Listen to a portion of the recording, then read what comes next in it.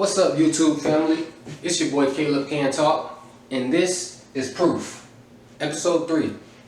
So in this video, we're going to touch on something a little different, something that's current today. It's a hot topic. It's AI, but more specifically, why black men don't trust AI, and why they're right, why they're correct not to trust AI.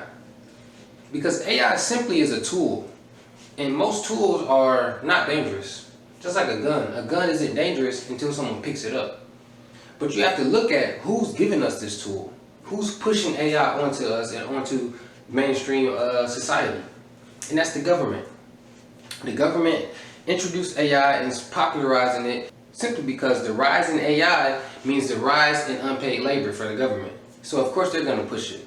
But as a black man, as a black person, you should have a healthy distrust of the government. No matter what they say, what it is, you should thoroughly research it and come up with opinions for yourself instead of opinions given to you by the government. Because black people have a reason not to trust the government. Because there are plenty medical, social, and financial examples of the government strategically and deliberately discriminating against black people. If you go the medical route first, let's talk about Henrietta Lacks. Henrietta Lacks, may she rest in peace, is where we get the term HeLa cells, H-E-L-A, HeLa cells. These cells were taken from her body as she was diagnosed with cervical cancer. And long after she died, however, the cells continued to reproduce. So scientists took these cells, kept them in a lab, and studied them for years and years, and they're still producing and reproducing infinitely today.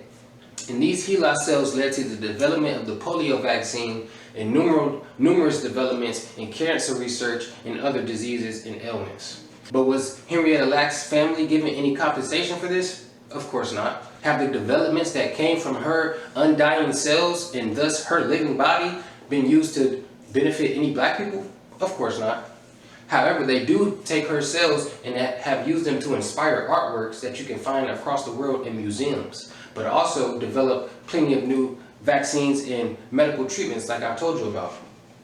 But let's go a step further. Let's talk about the Tuskegee syphilis study. This is a study where for over 40 years, black men were unknowingly injected with syphilis. Let's just call it what it is. They were unknowingly injected with syphilis. Period, right after slavery, where sharecropping was the main source of income for all black people. And this study was conducted in Alabama in the Black Belt. And if you don't know, the Black Belt is an area in the South where the soil is so fertile that it looks black. That's not just by coincidence. This is also areas where black people were hanged and lynched and killed. So of course the soil there is very rich with life and has been deeply fertilized with our ancestral blood and DNA. And then they went to these same areas and found black men, 600 black men, and told them that they were invited to a study to be treated for bad blood. That's the exact words, that's the exact verbiage that they use, bad blood. So as a sharecropper who has no access to medical benefits, medical insurance, and simply has no money and is trying to feed his family and raise his family up as a first generation free man, the first generation outside of slavery, of course they come and they tell you you're going to get free medical care, free rides to and from the hospital. Of course you'll take it, you'll sign up for it, because they're telling you that they're treating you for something. When in reality, for 40 years, 600 black men were injected with syphilis. They weren't told what it was, they weren't told of the cardiovascular symptoms and effects that it could have on them, and they weren't even told that it could be transmitted through sexual activity. So you have 600 black men, well specifically, 399 black men were injected with syphilis, 201 were labeled as control subjects. So you have 400 black men walking around with syphilis for years, for generations, infecting their families, infecting their wives, their girlfriends, their loved ones, passing it down, not wondering why their health is actually getting worse instead of improving. And then to further the tragedy that went into this situation, 15 years into the study, they discovered that penicillin was actually the cure. So penicillin could actually be used to treat these 400 black men with syphilis, right? So that would mean, okay, great. They studied them, they found a cure, now let's give it to the black men and free them. Let's give it to the black men and cure them. No, that's not what they did. In fact, they went on testing and injecting black men for 25 more years, which is why the number climbs to a total of 600 black men. 25 more years of injecting men with syphilis, even though there's already a cure for it. This is what the government pushed. The government came into their communities telling them that they were willing to help them with something that they didn't have in the first place. And then for 40 years, because they just ended this study in 1972. So they conducted this study for 40 years, injecting black men with syphilis. Was there any financial payout for these men? No, not at all. Of course not. Was there any benefit given to them? Were they actually given penicillin? Of course not. Of course not. The government just ended the study. That's all they did. And now we have 600 men with syphilis spreading it around for generations to come. Those are just medical instances where the government has proven that they don't give a fuck about us. But let's go deeper into the social aspect. The social aspect. Just like AI, there was something called COINTELPRO, which was introduced in the 1900s as something that was basically counterintelligence to help keep people safe, keep the black community aware of who's coming in and out, this and that. No, in reality, COINTELPRO was made up of undercover spies, undercover agents, secret surveillance on black leaders like Malcolm X, Khalid Muhammad, Martin Luther King, and other black influential revolutionaries. And instead, that counterintelligence was used as a way to take them down, to build game plans, to study them, learn their weaknesses, and then take them down. The same thing that was pushed to us and introduced as something beneficial was actually used to destroy the black community once again. And then we can go deeper into something even more recent, is redlining. And if you're not privy, redlining is basically where government officials in the FHA, the Federal Housing Administration, a federal agency, was discriminating purposely against communities with black and brown populations, and basically saying that anyone who lived in these zip codes, which were outlined in red on the map, hence the term redlining, anyone who lived in these zip codes was ineligible for financial aid, such as business grants, home loans, and other things like that. This was very recent. This is something that, honestly, we still feel the impacts and effects of today. That's why our communities are so densely packed, because a lot of us were only able to move into the communities that were redlined, that were cheaper, that were designated as unsafe for the white man, but safe for us to live in. Designated as this is where poor people live, rich people, people who deserve help from the government live outside of these zones. That's why a lot of us are still living in areas that were once redlined. And please don't be a fool to think that banks and government agencies don't look at these things when you apply for loans. They do. They still do. So if you didn't already, that should be enough right there to spark a level of distrust in the government, pique your interest to at least look further into the things that they're feeding us, such as AI. Because just like counterintelligence was used to observe, track, study, and then destroy black leaders, same can be said for AI. Because we all know in China they use AI, they use technology to basically keep their country safe, to keep criminal activity at a low rate. And what do you think? And where do you think the first neighborhoods they will be implementing this same technology are in America? The black neighborhoods, no doubt about it. So if you're introducing technology to over-police an already over-policed community, who do you think is going to be in jail from it? Who do you think is going to feel the effects and the impacts of AI being used as surveillance tools? Black people.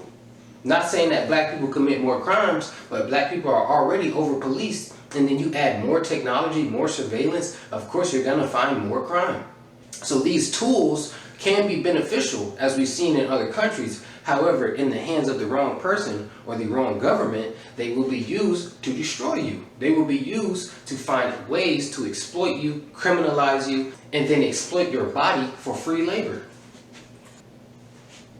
Because like I said, AI is only being pushed by the government for two reasons. One, because government and billionaires are in a rush for transhumanism, in a rush to be able to transfer their consciousness into non-human bodies and live eternally. But that's a whole different video. The second reason is because they're in a rush, as they've always have been since the abolishment of slavery, to find the maximum amount of unpaid labor they can. So what community is statistically overrepresented in automated jobs? Jobs that can become fully automated at any point. You guessed it. Black men. Of course. So if AI is coming and taking all the jobs, taking all the automated jobs, who's actually going to feel the effects from that? Who's actually going to feel the detrimental effects from that? Black men and their families. If they have families, if they have been able to cultivate and build and raise families, those families will be impacted by dad not having a job, by dad having to go to trade school, spend time learning something new because AI put him out of a job. Which leads me directly to my next point. Something that Deontay Kyle in the Grits and Eggs podcast talks a lot about is the need for black trades, black trade workers, black skilled workers, men who are able to work with their hands, because that's something that AI could never replace. AI can't come into your house and start plumbing. AI can't set up HVAC for you. AI can't go do underwater welding. It just can't happen. But who can do this? Black people. All people can. But black people, at some point, we have to realize college is not the only way out. And if you really do your research, you understand that college has been pushed as the only way out because it puts you in debt and it's an eternal scam. It's an eternal cycle. But if you go to trade school and you just take 5 years, if you include your apprenticeship, to learn something beneficial for you, like a trade where you can work with your hands and build a skill, you can become a six-figure earner in the same amount of time that it would take you to complete a college degree. With that being said though, I'm not saying that we should run from AI, we should fear AI. I'm actually saying if you're not one of those people who wants to work with your hands, then you need to be one of those people who uses your brain to understand AI.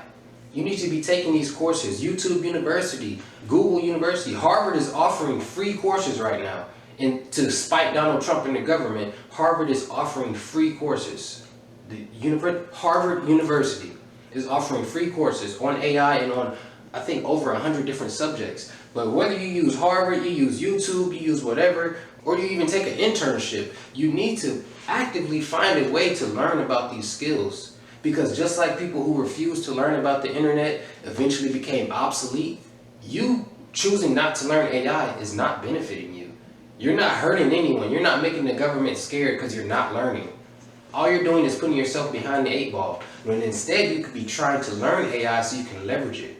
Which brings me to my next point, building businesses. And sometimes you have to build a business and it takes a lot more skill than what you're capable of. You might be trying to start a clothing line, but you need marketing, you need outreach, you need videography. Some of these things you can't do on your own.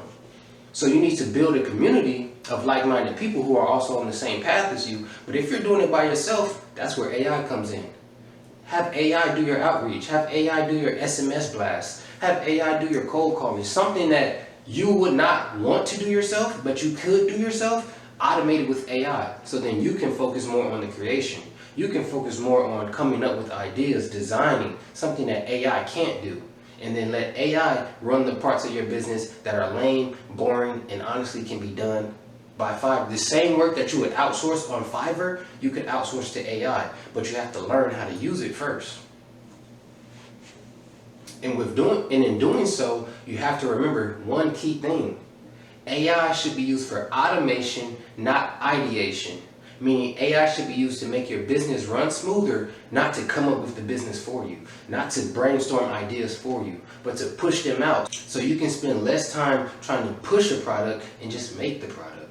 And then let AI do the work that you would not want to do. And then you can combine that with like-minded individuals who think like you, feel like you, look like you, and then you guys come up you might be good at marketing. She might be good at design. He might be good at web design. You take all of these things and put them together, you combine your brain power. That's how we take back the black dollar and get ahead of AI. Instead of looking at AI as a beast, as a monster that we can't conquer, make AI work for you.